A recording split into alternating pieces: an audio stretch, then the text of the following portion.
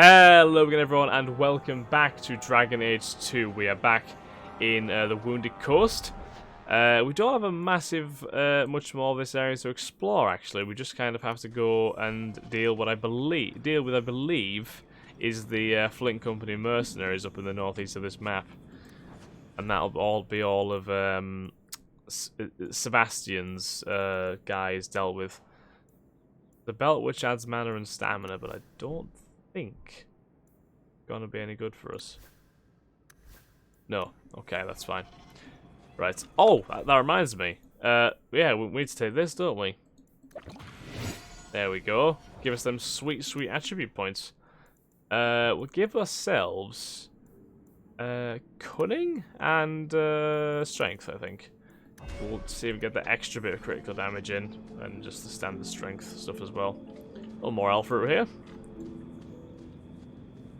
Crafting resource discovered, elf fruit, good stuff. Right, so there's some enemies we have to kill down here as well. Well, I can guarantee you right now the letters are absolutely categorically making it to the wardens. And I will not have it any other way. There is no way in hell that you guys are stopping us from delivering these letters to the wardens. It's not happening. Try as you may, it's not gonna work. There's even a thug leader trying to stop us. And it's not gone well for them at all.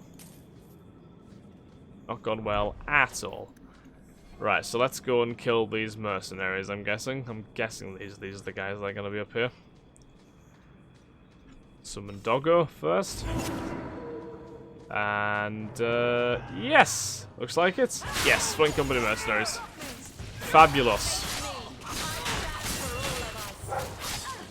I love that assault attack so much, like really. It's actually just my favourite thing in the world.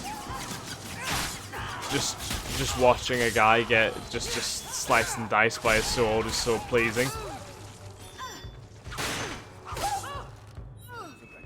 Right, so are we good? Quest got updated. Megan Vale's locket. Oh, is that Sebastian's mother's locket? Oh god. I'm guessing we can return that. I don't really want to use it. But maybe at some point it'll be useful, I don't know. There's a couple of useless things there. Let's check the quest actually for that. Yeah, we will do that. It's not that. It's this, isn't it? Duty. Ah, so that wasn't the last group, sorry. There's more in Sundermount. Okay, it's fine.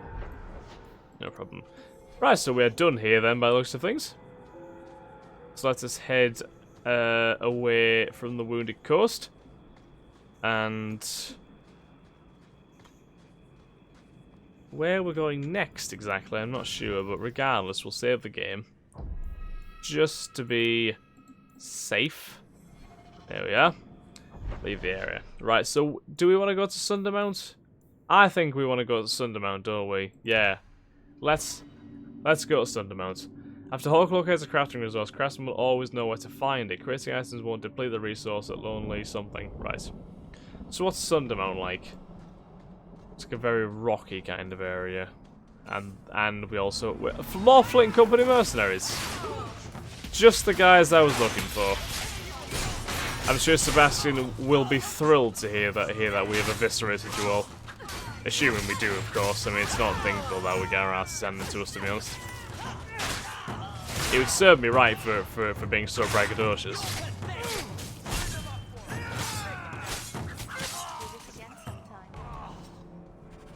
Right, Flint Company cuirass. Return the challenge to tell Prince Sebastian Vale his family is avenged. Certainly can do that. We can't use that armor because of our dexterity. There we go. Alright, so now just to find out what else we're going to find here in Sundermount. I think after we're done here, we'll probably go to the, whatchamacallit, the ambush site. This is the main quest as well, isn't it? Yeah, keep Marathari. Of course. Ah, well. Something for us to do. Another crafting resource discovered. Nice. So this is a Dalish camp, which is pretty apparent. Watch, I bet they don't let us in. I bet they don't let us in. Hello. Old Shemlin, your kind are not welcome among the Dalish. Oh, really? Right, okay. What did you call me? What's a Shemlin? An elven slur for human. It means you're not one of the people, and you should leave now. I don't mean no harm. I'm just here to deliver something. Who are you people? We are the last of the Elven. Keep that in mind, Hawk. Elves you see elsewhere? Figments of your imagination? They have given up their identity to live among Shemlin. They're elven no more. I don't want trouble. I was given an amulet for someone named Marathari. How do you know that name?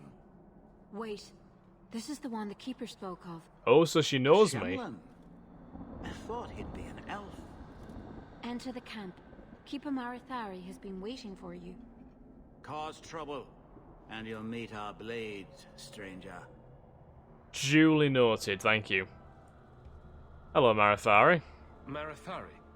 She looks a lot like, oh, what's her name? From Awakening. Oh. Valena. Valena, yes. I am Keeper Marathari. Just like an old version of Valena. There's truth in your face. A rare thing in a human. We're not all that bad, you know. How this burden fell to you, child. What were you expecting me? Your guards said you spoke of me. How did you know I was coming? I listened. To the wind, to the birds, as the hunters do, to my dreams. I watched the stars. And somehow you just There knew. is great wisdom to be found all around us, if you know how to listen for it. But I was not certain. Nothing is certain. True. Are you the leader of these Dalish? Why did the witch tell me to bring this amulet to you? I am the keeper of this clan. It is my task to guide my people and to ensure the old ways are not forgotten. As for Asha Belinar, I am tied to her. Asha just as you Belinar. are. Is that your My name for debt Flemeth? must be repaid. Exactly what have I been carrying around? Is it magic? It is a promise, child, made by one whose word still has weight. And therefore, it has terrible power. Ooh. There are few things in this world stronger than a promise kept. Remember that. Well, I always keep my promises. This amulet's owner rescued my family from the Blight. I honor you for coming to me. But I'm afraid your part in this is not done yet. The amulet must be taken Seriously? to an altar at the top of the mountain and given a Dalish rite for the departed. Oh. Then return the amulet to me. Do this and your debt will be repaid. Are you going to teach me this rite for the departed? I will send my first with you. She Okay. will see to it the ritual is done. And when it is complete, I must ask that you take her with you. I'm when sorry? you go. Who are you sending? Who is your first? First of what? Your people would call her my apprentice, or heir. Meryl would have taken my place as keeper. Meryl. But she has chosen a new path. Please, guide her safely from here. I shall certainly do my best to whoever this Meryl is. It's a strange request, but I thought Bethany was like frozen with a hand up there, but it's a sleeve. Okay, I was very confused then. Wow, okay. As you wish. I mean, the more the merrier. I've always said the more. Can't say no to having an extra companion. So see what she's like, as you wish. If that's what you want. It isn't what I want, but it is what she wants. Oh well. You'll find Meryl waiting for you on the trail just up the mountain. Meryl. Dareth Shiral. Dareth Shiral. The Dalish elves. In time, the human empires will crumble. We've seen it happen countless times. Until then, we wait. We keep to the wild borderlands. We raise Haller and build Aravels and present a moving target to the humans around us. We try to keep hold of the old ways to relearn what was forgotten. We call to the ancient gods, although they do not answer and have not heard us since before the fall of Alathan, so that one day they might remember us. Elganan, the eldest of the sun, and he who overthrew his father, Mythal the Protector, Fenharel the Dreadwolf, Andoril the Huntress, Falondin the Friend of the Dead, Durthaman the Keeper of Secrets, Gillan Nain the Mother of Haller, June the Master of Crafts, and Siles the Hearthkeeper. We gather every 10 years for the Arlathven to retell the ancient stories and keep them alive. But when the human kingdoms are gone, we must be ready to teach the others what it means to be elves. Well, they have a plan in place to kind of have some longevity, which is nice. You always know just what to say to put my mind at ease. Alright, see what these people have to say then. Conduct your business with the Keeper quickly. Calm down. Terath. Watch your steps, Yam. You don't know how many Dalish arrows are trained on you right now. Right now. Why is half this camp like from Ireland? What's going on? Seriously? Right. Valaslin blood writing. Let's have a look. After my encounter with the Dalish elves on the road to Navarra, I studied every book on the elves I could find. I sought out legends and myths and history and tried to make sense of it all, but there is only so much one can learn from the books. I knew that in order to truly understand the Dalish, I would have to seek them out. A dreadful idea in hindsight. In my defense, I was young and also inebriated when the idea popped into my head. Oh yeah. Unfortunately, even after I'd regained some measure of sobriety, the idea still held appeal. It proved remarkably resistant to my attempts to ignore it. I gave in after months of that nagging thought at the back of my head and set out to learn about the Dalish firsthand. I tramped through the forest bordering Orlais for weeks before I finally found, or was found, by a Dalish hunter. I stumbled into one of his traps and suddenly was hanging from a tree with a rope about my ankles. So there I was, defenseless, upside down with my robe over my head, my underclothes on display. Descriptions of my predicament might elicit laughter these days, but trust me when I say it was a situation I would not wish on anyone. Thankfully, my ridiculous appearance may have caused my captor to stay his hand. What threat is the silly human with his pants showing? And so he sat, made a small fire, and began to skin the deer he had caught. I soon mustered the courage to speak. I tried to assure him that I was not there to harm him, but he laughed at this and replied that if I were there to harm him, I had failed terribly. Eventually we got to talking. When I say talking, I mean I asked him questions and occasionally he would deign to answer. He told me that while some Dalish actively seek out human travellers to rob or frighten, most of his people would rather be left alone. He seemed to believe that punishing the humans for past actions only led to more violence. I asked him about the intricate tattoos on his face. He told me they were called Valaslin, blood writing. His were symbols of Andoril the Huntress, one of the most highly revered elven goddesses. He said the Dalish marked themselves to stand out from humans and from those of their kin who have chosen to live under human rule. He said the Valaslin remind his people that they must never again surrender their beliefs.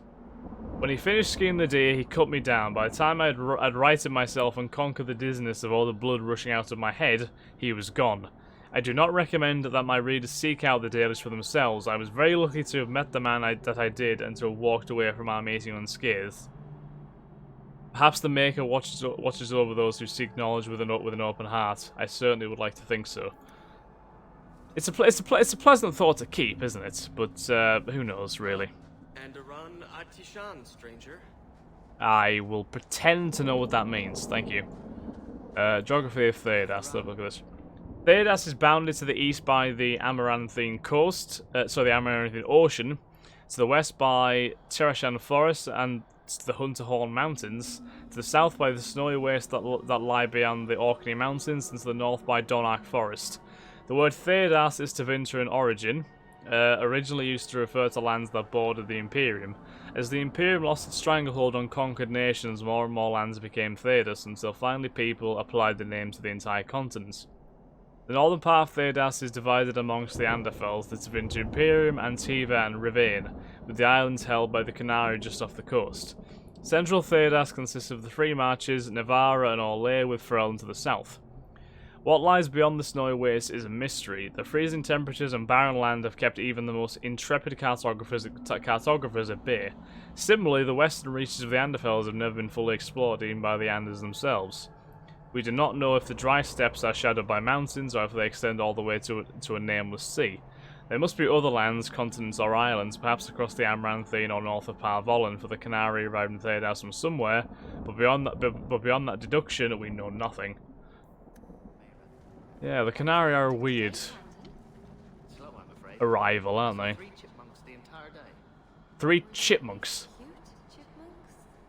Not as cute as you. Oh, that is nice. Or is Master Island's temper getting worse with time? It's not that much worse. You weren't here this morning when he threatened to hang Paul upside down from an arrow. We have our bows trained on you, Shen. Just calm down a second. The Tale of Ilorin. In the days after the rising of Ezekiel, the Dark Ones covered every corner of the land. The Archdemon drove all the nations of the world before him, Shemlin and Elfin alike. In the far north, where the hills wander the plains and the earth is eternally baked beneath the uncaring sun, the lands which the Shemlin call Anderfels, a clan of our people, lived, struggling to survive the blight. Ilorin was their keeper, a hunter in his younger days. Crafty as any wolf, he led his people always just ahead of the Darkspawn who chased them. But the old hunter knew that even Hala cannot run forever. They must turn and fight or be run down.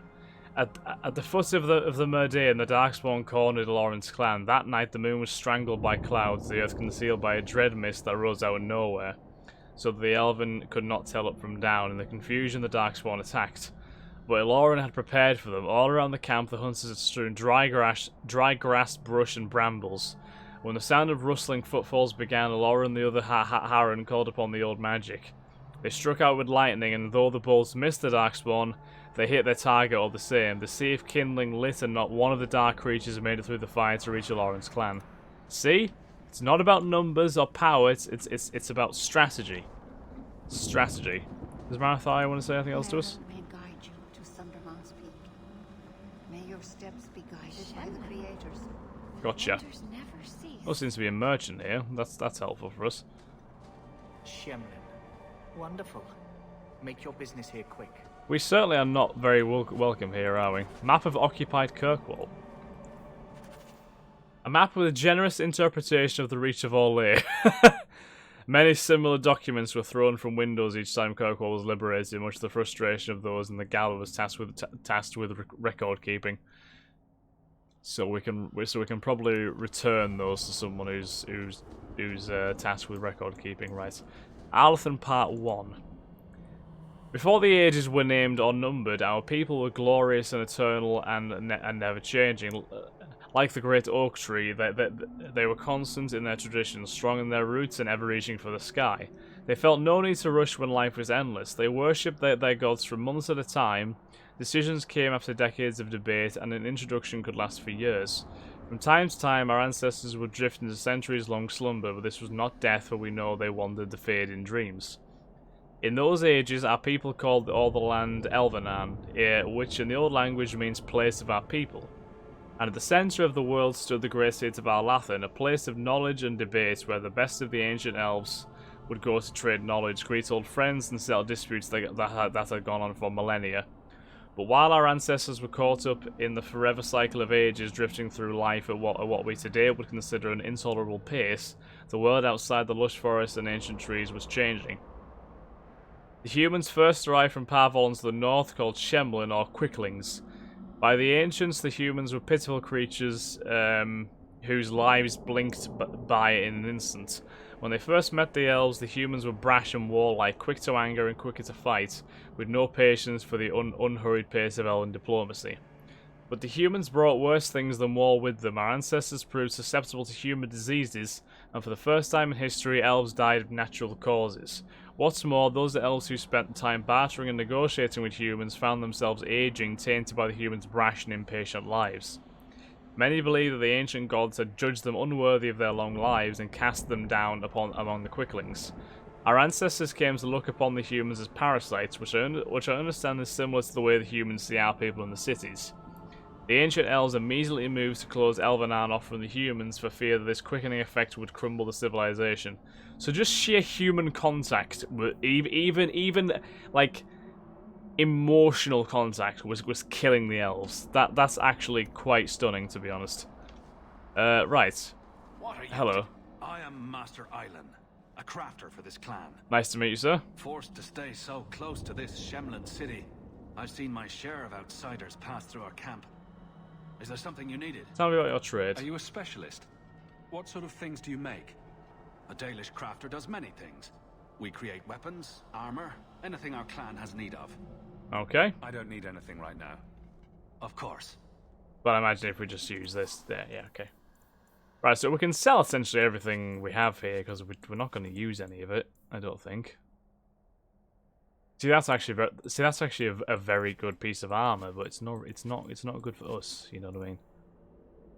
We'll keep Megan Vale's locket because it could be maybe returned to Sebastian, perhaps. What else do we want to get rid of? Sell all the junk. Yeah. I hope all the key items are actually kept, right? Because if they're not, then I've just sold everything, which is not ideal. We'll buy that rune just in case we want to use it. We'll buy all the health potions you have. Thank you. No, right? No, thank you. There we go. So that's that.